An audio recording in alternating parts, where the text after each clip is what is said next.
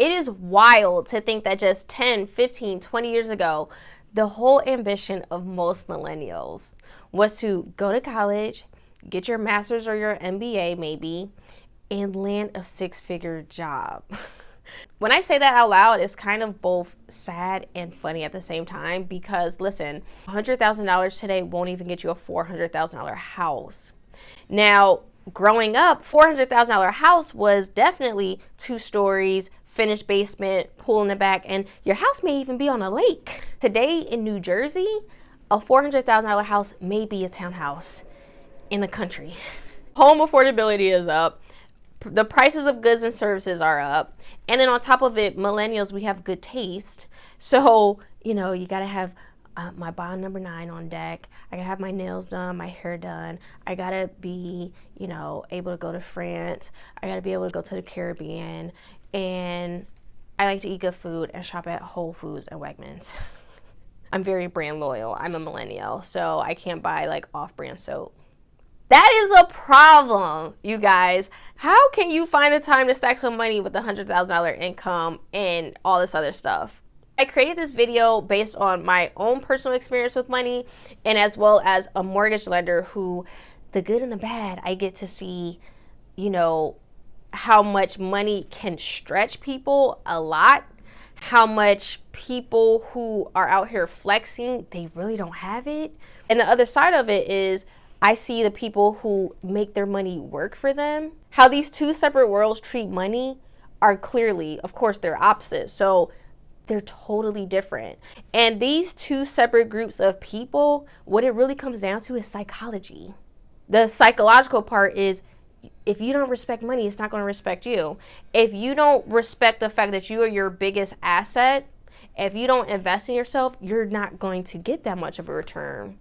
If you're not conscious of, okay, what am I doing today, between today and the next 10 years for, maybe not even for myself, but for my kids, my legacy, that is the difference between these 2 groups too.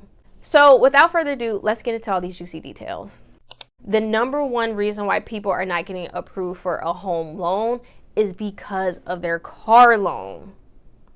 A car note is stopping people from buying homes. A good rule of thumb to follow if you are going to buy a house in the near future, for every $700 in debt, you give up $100,000 in purchase price.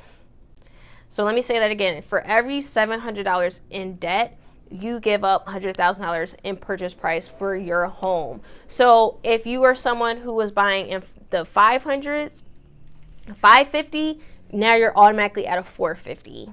Like I said, in New Jersey, $400,000, you're pushing it. And I gotta be honest with you, especially as a woman, why? Because I look at it this way, men don't care. So if you pull up to the spot, looking good, smelling good, hair blowing in the wind, you're gonna steal the room whether you pull up in a Toyota or a G-Wagon. G-Wagons are my favorite. I'm just gonna put that out there. I do want one. But you are going to steal the room because people do not care about a woman's material goods. They don't. Should you lease a car or should you buy a car? Which one will have you in more of a chokehold? Now, when you lease your car, let's say you're leasing a BMW 5 Series, you're going to have to bring $7,000 cash to the table, and then that's going to give you a monthly payment of around $700. First, let me say, God forbid, if you total that car, you do not get that down payment back at all. Over 3 years, that is $32,000 without taxes and fees. $32,000 in 3 years versus, let's say you go and buy a car, and the best way to buy a car is to, number one, get pre-approved at your own bank. Why? Because when you go in to buy that car, you're going in to negotiate the price. You're not going in to negotiate the price and the financing, because that gives them leverage. Now you're going to them for everything. That makes no sense. So you go in and let's say you're buying a BMW 5 Series, 3 years old. That's okay. Get you a 2020. And they're asking $46,000. Well, since you have your power, your cash, I know cars are in high demand right now, but let's be optimistic. maybe you could get it down to $42,000. The rate on a car note right now, if you have good credit, is around 5.5%. You'd get a car note for 4 years and you put $7,000 down. Your car payment is going to be $810. So only $110 more than the lease. Before anybody says anything, the lease is 3 years, the car purchase is 4 years, but guess what? When that lease is up, you still gonna have a car note because you're gonna have to drive something. So we are comparing apples to apples. So the only difference is $110. You pay that car off in 4 years, you don't have a car note. I'm speaking to my ladies right now too, guys. I do get it how men like nice cars, and I do think that it is a status thing when men drive nice cars. It is. Life's not fair. It is what it is. But for my ladies, it does not matter. Buy a newer used car in great condition, pay it off, and be done with it. And when you want to upgrade on your new car, get your man to buy it. The return on investment on your education, does it make sense? I have my finance degree, my MBA. What I found in my 15 years of experience is that the higher you go, they don't care about the degree that you have. Think about this. Even on your resume, as an adult, not someone fresh out of college, as an adult, why is the degree at the very bottom? I was going to calculate a payback, but I didn't have time. A payback will show you a measurement of time in which you recoup your investment. So let's say you take on student loan debt of $200,000. Your investment is at $200,000 and your income is $100,000. What is your payback on that? Will you actually even be able to pay back $200,000 in debt? If it's a no, it's not worth it. It is not worth it. The payback is too long. The longer the payback, the worse the deal. My people who are over 30, I encourage you to not go that route. Imagine your life, credit card rates are 20% on average, 22, 24. The price is going up unless you have a nice 0% introductory period. So for example, if you have $10,000 in credit card debt, $27 a day for a year is $10,000. So think about your trips to Target, your trips to Starbucks, your trips to the liquor store. It doesn't take long to add up. Let's say if you want to take 24 months to pay off $10,000 credit card with a rate of 21%, it's going to cost you $514 a month. $500 is almost that $700 car note that we were just talking about. Use the credit cards, use them for the points, and pay them off every single week. You start getting higher credit limits. You start getting offers for better credit cards, and you're gonna look up and have freaking a Chase Sapphire card, an Amex Platinum, a Sapphire Reserve, whatever else. With these better cards come better limits. And with some of these cards, you don't even have a limit. Having high limits or no limits isn't just about the flex, but it's about being able to leverage yourself, because if an emergency happens, or instead of going to hard money, let's say you're doing a real estate transaction or a fix and flip, or maybe you're building out a company, instead of going to a business banker or a hard money guy, you can finance your deal yourself through your credit cards. One of your income should be a sales role. Why? Because people in sales make the most money. And the best thing about sales is the barriers of entry are low. You don't need degrees. For example, becoming a lender is only a 24-hour class and a test. And let me tell you, it's all commission. Same with becoming a realtor. You do a 40-hour class and take a test, and next thing you know, you're selling homes and you're getting all commission. You get to slam dunk expenses.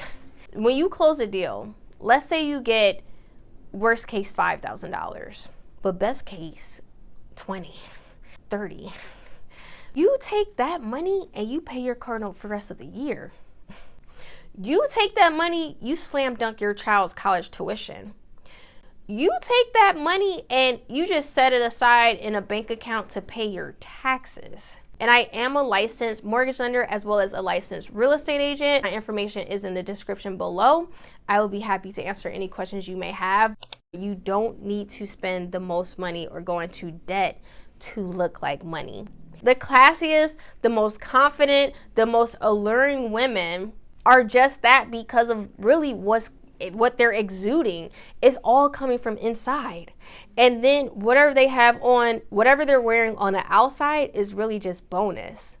And what you're wearing on the outside, it doesn't need to be Gucci belts. It don't need to be Gucci bags or red bottoms. None of that stuff that even matters. And then once again, guys, men don't even care about that stuff anyway. I have a problem with people who do not invest in their 401k. It makes no sense because number one, it's free money. And number two, you can't touch it. So you can't miss something that you didn't have. Look at it as like it's your insurance payment coming out of your paycheck. I don't know. For my entrepreneurs, you can even have a solo 401k where you still have this pot of retirement money. But the thing is, you get to manage it yourself. So your solo 401k, you don't have to just put it into stocks. You can have a checkbook where you can take it and use it to acquire assets, acquire real estate, build companies, invest in your friends' companies, whatever. You guys, my entrepreneurs especially, I know social media is always talking about, oh, you can write this off. Oh, this is how you put a car in your business name. If you want to buy a house, you have to accept the fact that you have to pay taxes. If you want to have a set of financials to get specific types of business funding, you will need to report ample income and pay taxes. I know it's tempting to see people like Trump and Amazon and whoever else who are like, nope, I didn't pay any taxes. I don't own anything. I have a trust. I blah, blah, blah. That you are not them and they are not you. So what I tell my clients is that is the cost of doing business. When you receive income for your business, same as when you take money out to pay your utilities, you take money out to maybe go acquire some new capital, some equipment, you take your money out to go pay your insurance for your business, you need to take money out for your taxes. Nobody owes you anything. I don't like paying taxes. The IRS makes no sense. But guess what? It is what it is. And if you want to elevate, if you want to acquire certain things, look at your taxes, your tax bill, or look at paying taxes as another cost of doing business. And just put that money aside in a bucket so you can carry on and be able to acquire what you need to acquire and report the income that you need to report. So I use Rocket Money app and I freaking love it because I can connect my bank accounts, my credit cards, my 401k, and then within the app, I create these budgets. So I have my grocery budget, my shopping budget, my business budget, and it really keeps me on track of not overspending. And what I've learned by using this app is, of course, the budgeting and everything, but you gotta open it every single day.